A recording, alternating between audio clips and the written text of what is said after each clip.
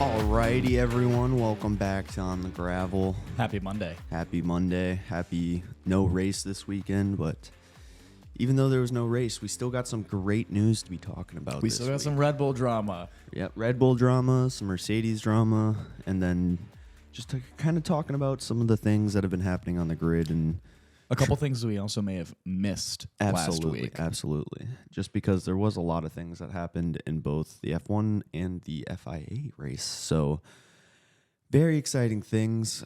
Starting off, I think we're going to go right into the FIA pin incident, as this is being called. But for those who don't know, first FIA race was last week, and F1 Academy. F1 Academy, thank you.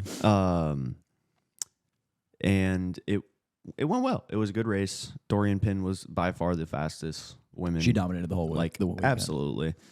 But there was a little bit of drama at the end of the race where she crossed the finish line and she didn't have comms on her car anymore. There was some issue that happened around like lap 6 or 7 where she just lost all team communications with the car.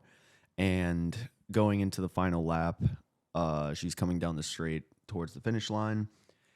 And like, you can see the checkered flag from one angle, but if you've done any research and kind of looked into what her onboard camera was viewing, you can't see the flag at all. And pretty sure there's a like one of the, what's it called? Video like boards. LED video boards blocking it, like the ones that like, display blue flags, yellow flags, if any of those rain on the track, all information that kind of stuff. points, but Yeah, it's right in front of the checkered flag box. and so she didn't see it. And she continues racing at full race pace for another, I believe, lap and a half. Surprised the car didn't run out of fuel Yeah, as well. that was a thing that a lot of people were pointing out. But I mean, I understand from her point of view and from the things that have happened that, if you don't see the checkered flag, you think the race is still going. So you're going to obviously keep racing how it is. But like at the same time, the scoreboard or the video board was in the way. The person waving the flag did it all wrong. And Yeah, if you look at it, he's kind of just like limp. He's kind of like, it's literally just like raising his hand up and down. The first race, Susie Wolf was the flag bearer, and she was doing it correctly, where you do the figure 8, where you can see the whole flag. Well, I'm not kind of surprised. It's flopping. Susie Wolf. Yeah, but then no one knows who the second person was, but obviously it was not that good because there was a lot of issues. And so because she was going full speed for another lap and a half, she continued and then got red flagged to get her to slow down and finally come into the pits and finish the race, where she won the race. So she goes to the podium. They do the podium celebration. She wins. Lewis comes and congratulates her. That was a huge part of the talking point last week. Mm-hmm. But then afterwards, it is discussed that essentially, because of her actions, that she didn't follow the rule of failing to slow down after the checkered flag. So Which is like understandable because, it's obviously dangerous to continue racing at full race pace when, everybody's slowing down at that point. But if it's also like a track like Monza where people run out, it becomes a huge issue of safety and like spectators. So there's a lot of issues with it. And at the end of the day, it's not really her fault. And she got a 20-second penalty and went from P1 to P9, losing the first race win. which I think is, that's Obviously they're going to appeal this just because of how many nuances and things that have happened. And all of this is on camera too, which makes it very easy to go over, I feel like. very easy to overturn in theory, but there's plenty of evidence to support her not being able to see the flag theory. And it sucks because this was a very good first race. It was a very exciting first race. Yeah. And we're already getting into some turmoil. So, and also to the people who say, how, especially given it's such a short race, given the people who are like, oh, it's a 13-lap race. How are you not counting the laps down in your head? It's not hard to count to 13. I feel like that's the last thing that's going through your head while you're, racing at full race pace. try telling a NASCAR driver to exactly. keep what lap they're driving around on a circle. It's like it's Their not that laps are like easy. 45 seconds long. I would lose count so quickly. Yeah, and it's not easy, and it's easier to know where you are on the track and kind of be like, okay, I've completed another lap, than really knowing what lap you're on. Yeah, I have almost no doubt that this will get overturned, but I don't know if it's like a statement or that kind of thing. 20 seconds is incredible. I And think it's just the like they didn't modify this penalty because she did an extra lap and a half or anything. Like, no, this It's is the 20 base 20-second penalty for this. I mean, I don't know. It's like you have people that check the races beforehand. Like we had the issues with they also have drain to- covers for the last yeah, F1. at Las Vegas. But it's like, okay, so we now know drain covers are important to go check out. Wouldn't another thing be like The visibility of the visibility? flag from Yeah. the finish line? I would imagine just having one person walk down the grid on the finish line would allow someone to. I mean, they do their grid See. walks every Thursday. It doesn't make any these tracks sense. also have to be like, I think the term is like homodulated and accepted by the FIA. How do you not see that as an issue? When you're going over the track, and maybe that is a huge fault of the person bearing the flag on that second race, but I feel like having a video board directly in the way of the checkered flag box is something that I wouldn't make that mistake. And maybe that's in hindsight saying that, but I feel like that's a I don't know. pretty I think- simple thing not to do. I think it's yes, having someone who's knows what they're doing with the flag would have helped. But two, like, okay, she lost comms too. I was Like, going to say, could you also say that's a design fault in the Mercedes, or not the Mercedes, but just the essentially F4 car that they're using for F1 Academy? Like a design failure in the sense that, these overheat really easily and then it messes with all that kind of stuff. in Could be theory, like yeah, it could because like a cooling issue you need to fix. But I mean, to counter that, these are stock cars. Mm-hmm. So if one car was having that problem, wouldn't all those cars be having that problem? Yeah, that's true. So I didn't hear anything about. I was going to say, any other especially with drivers. F1 Academy, I don't actually know how much variance there is between teams. Like I know with F1, of course, it's everything. F2, it's more like powertrain, that kind of thing. I have no idea how it is for F4. I know they're all supplied by the same chassis maker. I believe it's Dallara, but like from there on, I don't know what it is. I think they might all have different engines as well, but yeah, that's pretty much my knowledge base on that. I mean, I just don't think it's fair for her. Obviously, it's one of those things where it's like you won the race fair and square, and because of the circumstances that happened to you during the race, which Yeah, I are think out of it's- your control. I think first it's off. also a much bigger deal because she was the, actual race winner. If this was like somebody finishing This was P3. Who cares? No, I wouldn't even say P3. If you're on the podium, I think it's a big deal. Big deal. Okay, But like, I mean, I don't want to lose a podium to that. I don't want to lose points. To Or that you know either. what? Actually, now that I'm thinking about it, I think this is also rooted in the fact that she won the race. I think because there's every car's behind her, she's not seeing cars in front of her. That's slow where a down. lot of people were saying, we're like, oh my God, I just looked outside and it is snowing. It's 25 degrees here today, by the way. Anyways, getting off the depressing snow. What was I saying? Yeah, About the whole, her finishing P1, so there's no cars ahead. That was a big talking point I saw on like Reddit forum posts and stuff, Yeah. where it's like, oh, even if she won the race and the cars behind her were slowing down, at some point in that lap and a half, she would have caught up. But I countered with, well, if they're just doing a cool down lap and going into the pits and she's still in front of them, Yeah, she's never not gonna going catch up to them. Yeah, I was going to say, she's not going to see anyone on there. So it makes sense where it's like, she just kept driving. But it does change where it's like, okay, if I see the person in front of me slow down, I know the race is over now too. Just because they are slowing down, that means they won. Mm-hmm.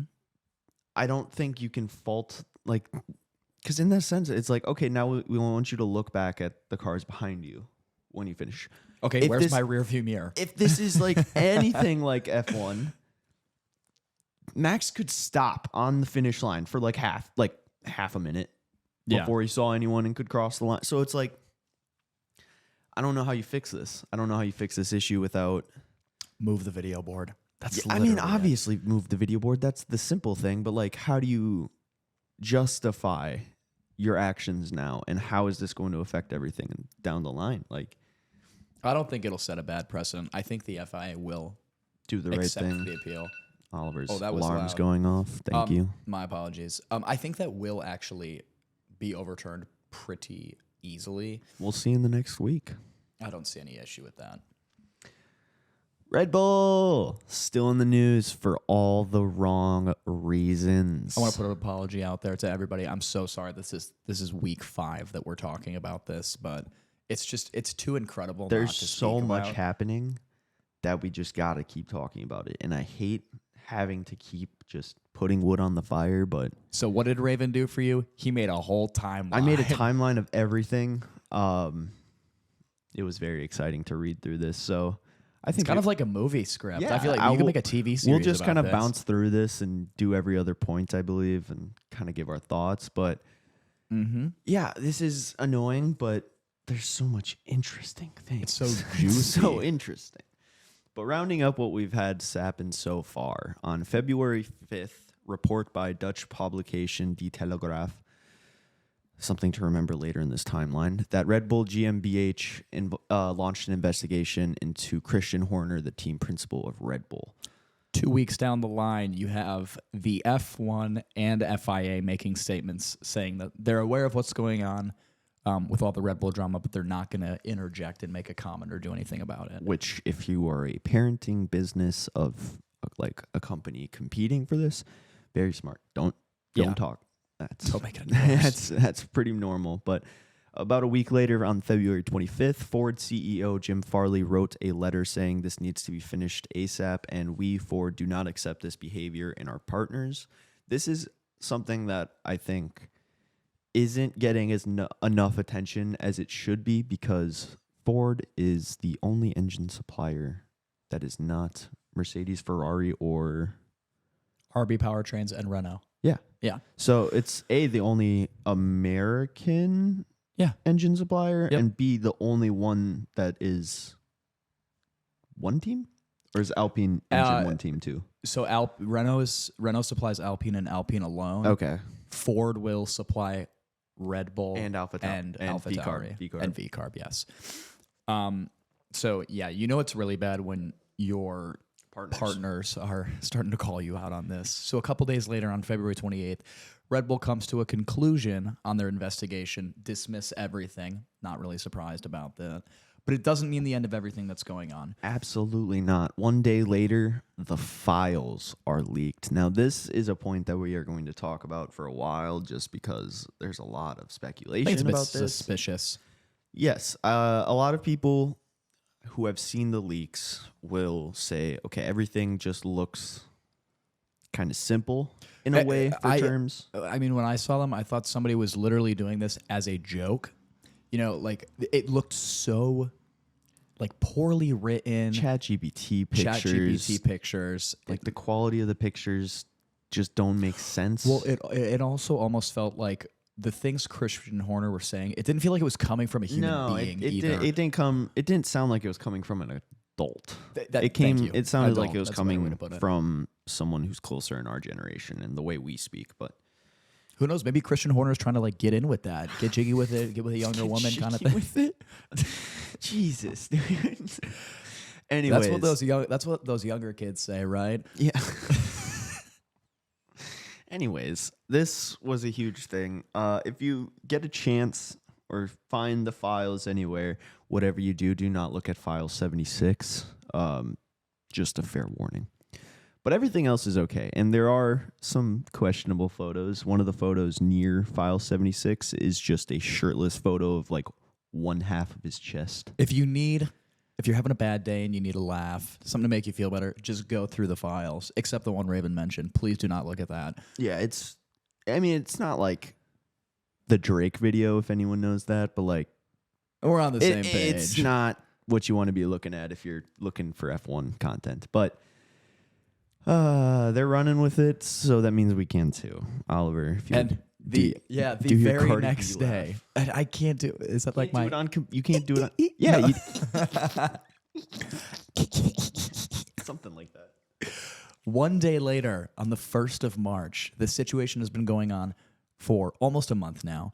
F1 and the FIA meet in Bahrain to continue talking about the situation. You know, they're starting to come to a consensus on everything that's going on, They're starting to really see like, okay, this is not just a small issue. preparing to potentially make a comment on it. 2 days later, this is where things start to get really juicy for Kind of branches out from just Christian Horner and to Red Bull. everyone at Red Bull, where on March 3rd, Jos Verstappen was quoted in the Daily Mail that the team is going to explode if Christian Horner stays the team principal of Red Bull. And this is where we first hear the idea that Max might not stay with Red Bull for his whole contract because of these actions. You have to remember Max's contract after this 2028? year keeps him there for another 5 seasons. Remember when I told you at the beginning of this timeline to remember why the Dutch media was important? It is suspected that Jos was the one that leaked this all to the Dutch media, which I think is so funny. is, oh my God, it really just proves that the paddock is like high school clique drama. I'm not a big Jos Verstappen fan, but I also like leaving my child at a gas station. So will not be parenting like that. we will just not so be you know. parenting like Jos Verstappen. So I will Project not be Verstappen having- is not happening. I will not be having a 3-time world champion as a child. My apologies to my parents. I know you would love a grandson to be that And a successful. world but- champion. to be a Formula One world champion. But yeah, a few days later, on March 7th, the accuser at Red Bull is suspended. And according to Express UK, she was reportedly suspended based on the evidence she provided in the investigation. Red Bull. I'm looking at you right here. Yeah. Not a Yeah. good move. Not a good move. She That was really she was you're trying to suspended sweep her without under pay. the rug. You're trying to sweep her under the rug. She was suspended without pay, so she was still getting paid for the time off. During that time, I believe. Oh, that- is a paid suspension, you're saying? yes, they're not Okay, going to okay. just like. You're doing the right thing. We're going to punish you. Like Yeah, that would have yeah. really made people mad, especially in National Women's Month. So True. it just doesn't look good as Red Bull. Like, I understand you're trying to space out, the accuser and the accused, but Mm-hmm. maybe give, Jesus, I'm blanking on his name, Horner, like a leave of absence for a week. Like, Yeah, I'm let him surprised just they go. didn't do that with him. That you can put an interim team principal in for a Yeah. week. Like that's not difficult But to do. to suspend an actual employee who is coming out with claims that she was uncomfortable or Yeah. sexually harassed or anything like this, it's I mean, you should be encouraging people to speak about those things, not not shove it under the punishing rug them and for that make, kind of stuff. yeah, set the standard. But March 8th, one day later, Helmut Marko, I don't know why it says Markey on our document, suggests that he was facing suspension by Red Bull linked to the investigation and as a source of potential information leaks. Max Verstappen and Jos both defended Marko, and Max even said that if Marko left, I would be leaving in a heartbeat, which, oh boy. Marco's not a favorite man of people in the F1 world as fans, but leave my boy out of this. He's also someone that a lot of these guys look up to and have a lot of respect for. The Liam Lawson clip of talking about Marko and like, I mean, dude, there's a reason why half the grid is comprised of Red Bull juniors. Yeah. Like, I mean, that is a huge point in itself. Thank you for saying that. But oh yeah. I think you can't like point him out and be like, okay, he's too good at his job. But at the same time, if he's playing a favorite in a company where there's already power struggles between the two owners of the company, the team principal, and then the GM of the team, And the partners of the and association. the partner, yeah, like Yeah. that's a huge power struggle, and people are going to start picking sides. And I saw a really cool like spider graph showing Dude, no where it's way like, somebody made a whole spider oh, graph. dude, it was like power struggles, just like doesn't like each other. Red Bull. But Wait, okay, doesn't like each other. What is this? Some drawing in 8th grade that we're passing around the back of the Essentially. classroom. it's like power struggle, like distaste or distrust in one another was another one. But another, like, the one thing that it showed was like both drivers really care about about Marco, Yeah. and I think both drivers wouldn't be too mad if Christian Horner got the boot. Personally, Dude, I think, feel like Sergio Perez would be even more accepting. dude, I think Sergio Perez would be excited because I he's might gonna, be able to stay next year.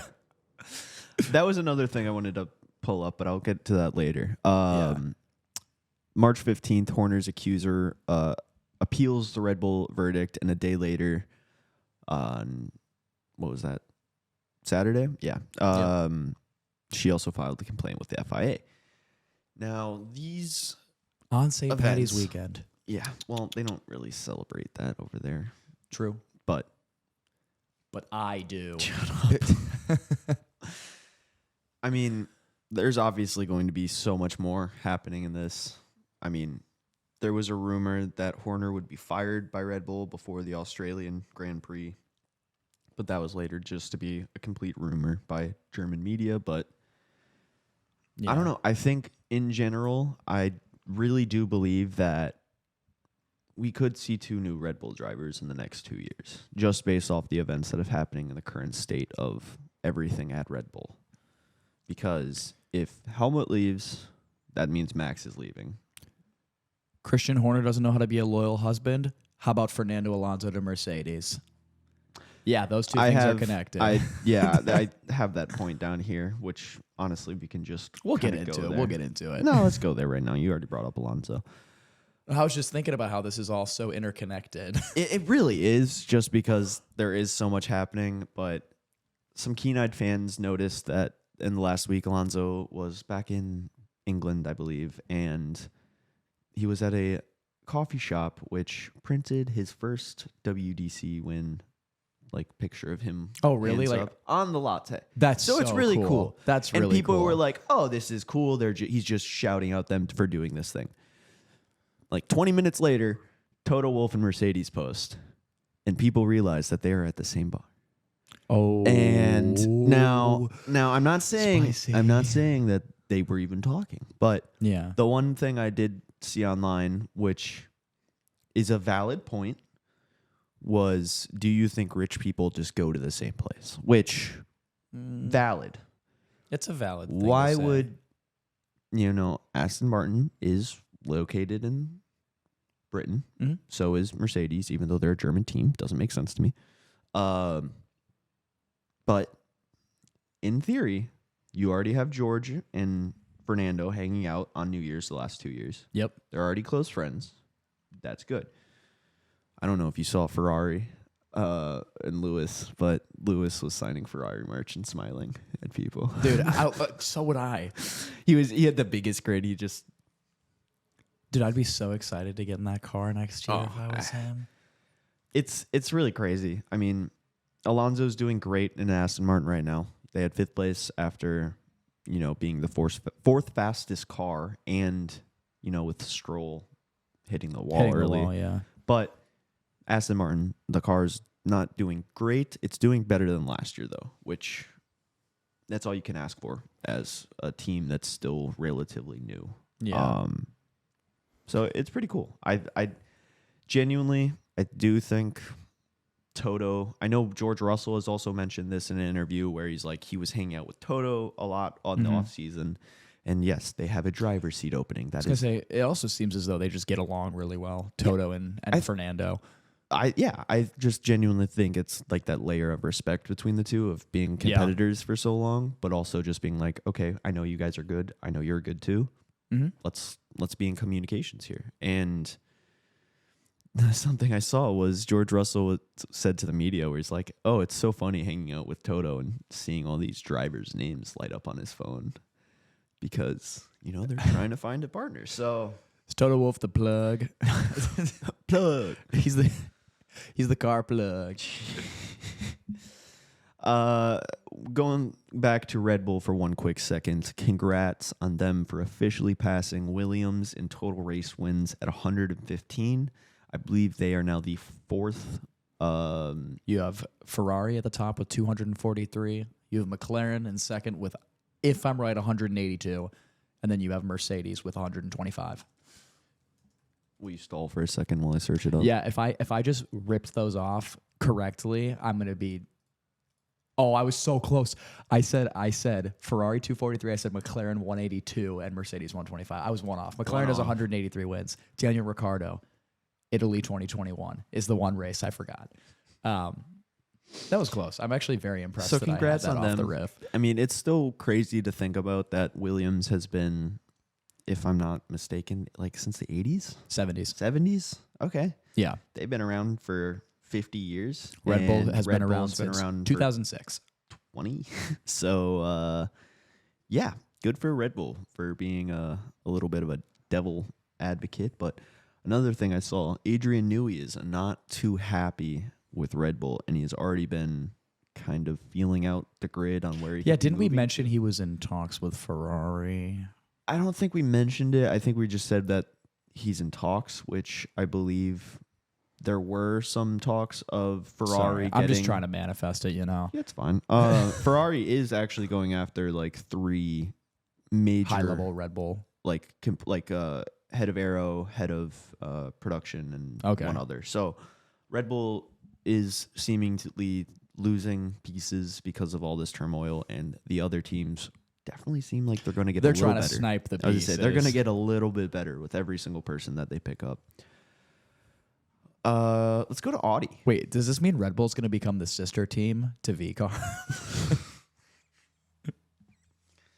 They break the budget cap again, maybe. that was actually a thing in the late 2000s, though. Like there was a couple years where the at the time Toro Rosso was genuinely better than the Red Bull. Well, that makes sense. That makes sense. Well, yeah, but just like in hindsight, looking at it retrospectively, it is so funny, and I don't How they understand why. flipped. Because, well, yeah, and maybe that's just because it was so early.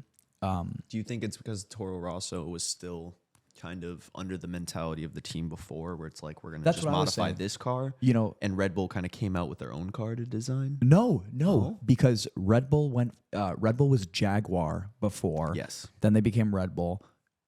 Toro Rosso was Minardi, and then they became Minardi was the, one of the worst cars on the grid. obviously, but wasn't that Ferrari's like lower team or no? I don't know. Well, I know it's Italian. I know it was I know Italian. they're based in Faenza, if I know correctly. They're still based there, actually. One of the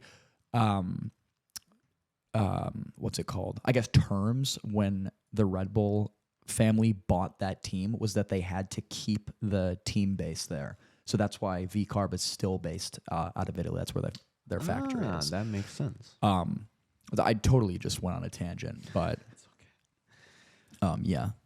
Let's go to Audi real quick because this was kind of talk over the last week. Audi's going in 100% after initially only going to be going in 75% and letting the current Sauber team principal keep 25% of the company, and then they would slowly like buy buying out. up Yeah, those shares, slowly yeah. just keep buying it out.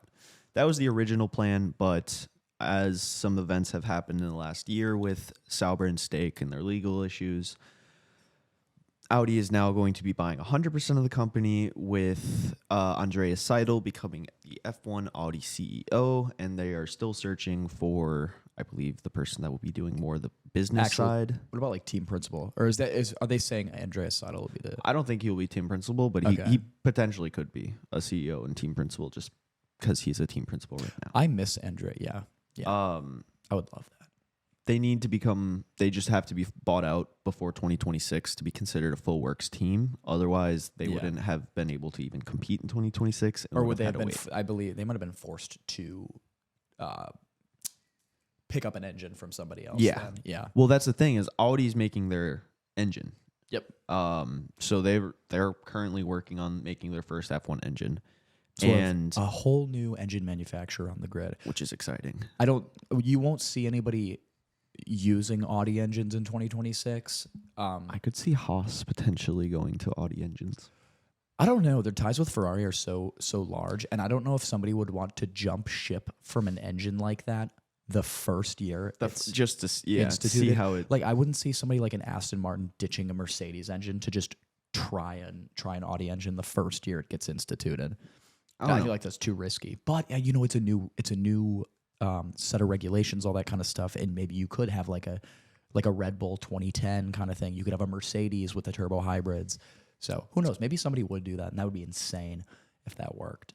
Sticking with Haas for a second, even though we're not really talking about Haas, everyone knew that Behrman did absolutely fantastic for his debut for Ferrari. F1 won't actually stop shutting up about it on all their social medias.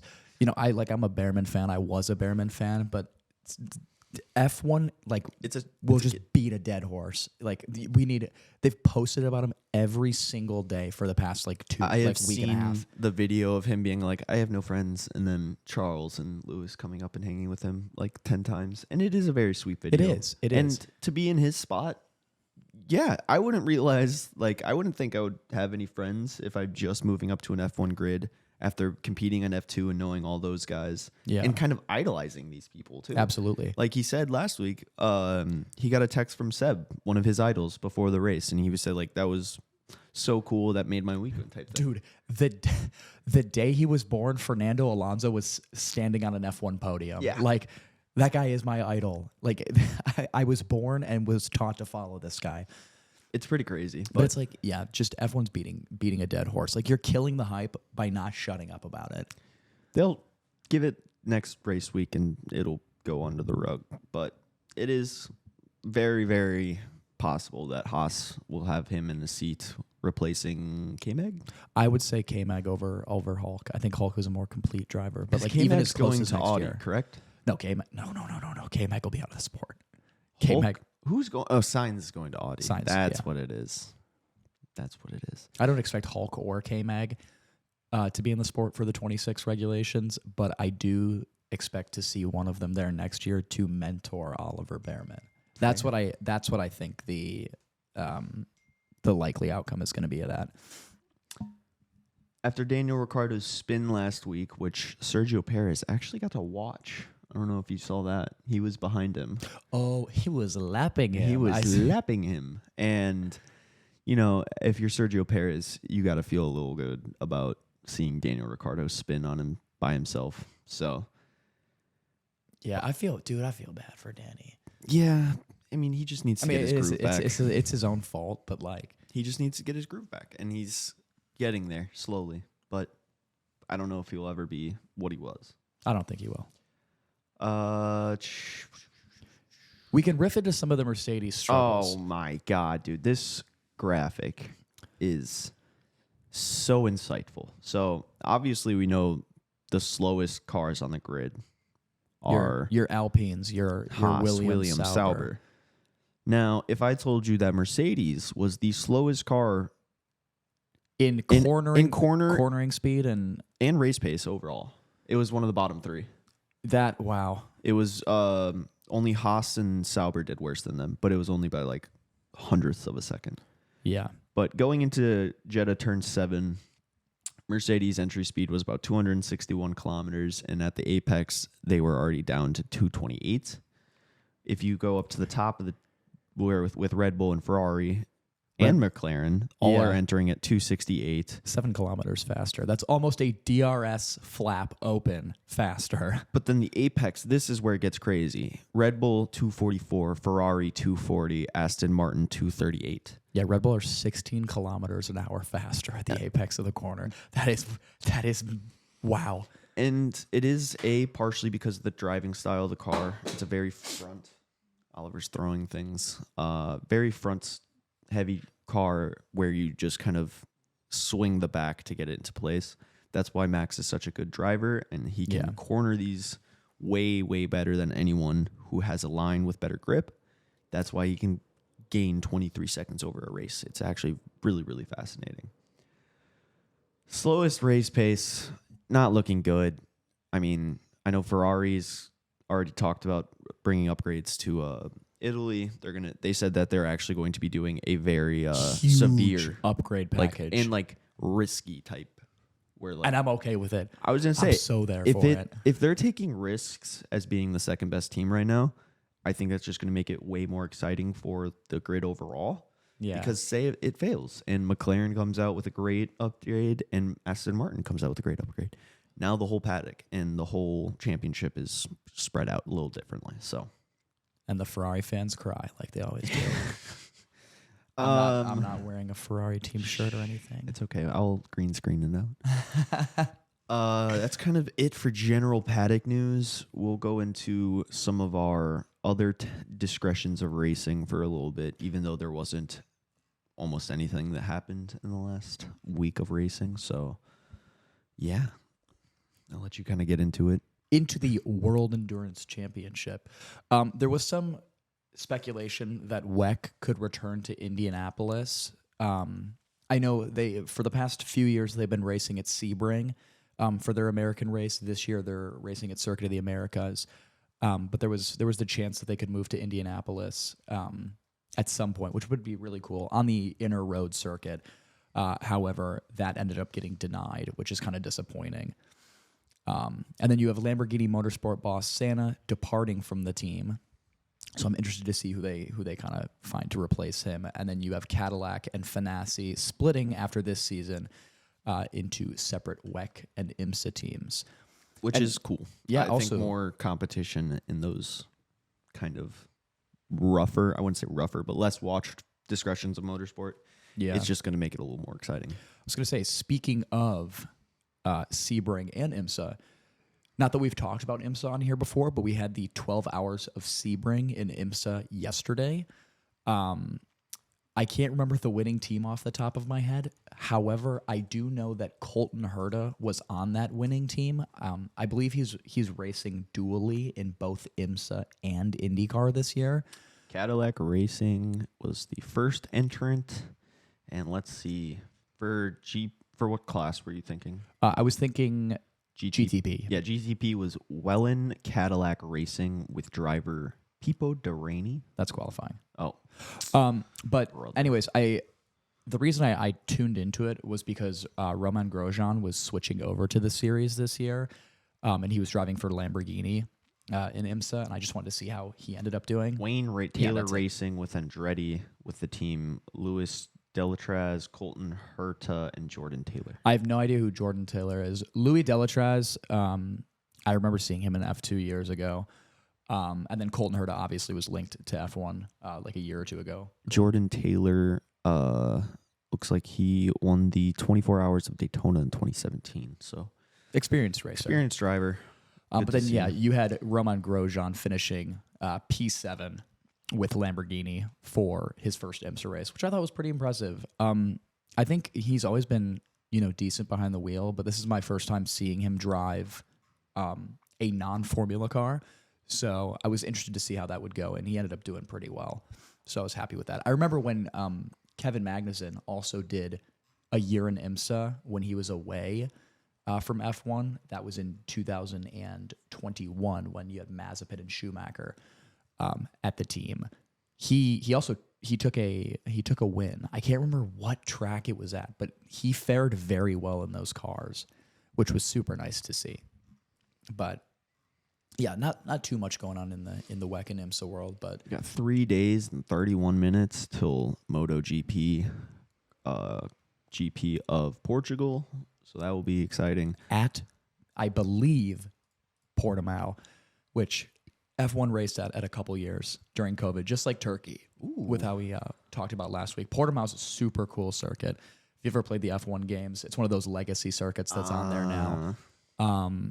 It's a really cool track, a lot of undulation, all that kind of stuff. So I would very much like to see the MotoGP bikes go around there. I think that'll be really cool. The last thing I want to talk about is how watched are each discretion of racing. Because I saw a really cool graphic about this, and I want to get your opinion on what you think out of WRC, NASCAR, Indy, F1, MotoGP, and WEC. Like, what's the order of viewership in your opinion? So I would I'm trying to think. I would put WEC. Sorry, I'd put F1 at number 1 without a doubt. I would put WEC at number 2. I think WEC.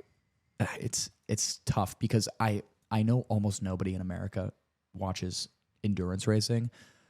I love endurance racing. I know Europe loves endurance racing, but I'd put WEC at number 2. I'm trying to think. I would actually put NASCAR at number 3 because I think American fans are actually crazy about it. IndyCar is going to be close to the bottom. I think MotoGP will be close to the bottom as well. But I'd say top 3 would be F1, WEC, and then NASCAR. So I'm pulling up the graphic to show you, but IMSA is the bottom. And then DTM. Yeah. Yep. Well, like that, those don't really count. I'll get to the one. WEC is the bottom. WEC is the least watched discretion out of all of the ones I let you know. IndyCar and NASCAR are bigger than WEC. I could see NASCAR potentially being bigger. NASCAR is quite a bit bigger. The other thing is That's incredible. Formula E is bigger than IndyCar. This is such a okay, but here, you have to think though. Le Mans is one of the most watched racing events of the entire year. But I'll counter with Rally is more popular in Europe and has a bigger history with A Group B, Monte Carlo, and all of these original rallies that started in like the 1920s. So they have a way bigger history of it overall. But the thing that I really wanted to show you is like where we get into here. It's like it goes from Rally to NASCAR. It's like, okay, that's a step. I'm not surprised NASCAR's the biggest. MotoGP and then F1. MotoGP is the second most watched discretion of racing in the world, which to an American, we don't really hear MotoGP that much. But I know for a fact, a lot of places in South America absolutely love MotoGP. I like MotoGP. I just didn't know it was that large. That's actually incredible. It's almost half of F1, which for someone who's doing half F1's also the biggest brand in the world. Hey, it is the pinnacle of motorsport. But it's a really cool graphic. I'll probably throw it up in the YouTube video just to let you guys see too and give them credit. But yeah, absolutely. Anything else for us today, Oliver? Not too much for me, but I do have to get ready to regulate this sleep schedule so I can stay up at midnight to watch the Australian GP this week. It's nice that school's going to be done, that I can actually sleep. Absolutely. So it's nice that I made it through the St. Paddy's Day work weekend, so I won't have to work, 30 hours in 2 days this weekend. I can actually relax and watch some racing again. I'm super happy about it. We're super excited. But be ready. The next couple race weekends, they're all going to be super late. You've got midnight for Australia, you have midnight for Japan, and you have 1 a.m. for the Chinese GP. It's crazy. I think that's going to wrap it up for us today. Go check out all the other shows on Alethio. Good Morning Hockey will be coming out a little bit later. Check us out on YouTube. Check us out on wherever you get your podcasts. Whether that be Spotify or Apple Music. Absolutely. Thank you so much, Oliver. We will see you guys next week. Bye-bye. Make sure you click subscribe. It's going to be right here. Other video is going to be somewhere above here. So right on my face, those. guys. No. Anyways, you guys have a good one. Guys. Bye, everyone.